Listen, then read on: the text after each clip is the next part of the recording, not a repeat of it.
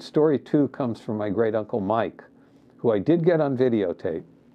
And Uncle Mike, as a child, had to have a bowel movement in the middle of the night in winter. And of course, they only had the outhouses. So he goes to the outhouse, and he's sitting on the hole, and he feels something furry against his butt. And he said what the reason was in the winter, all the feces under the seats would freeze. They couldn't clean it. They couldn't empty it. So it was like a hill.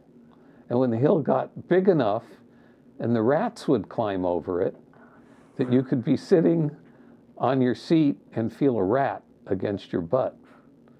Now that's earthy.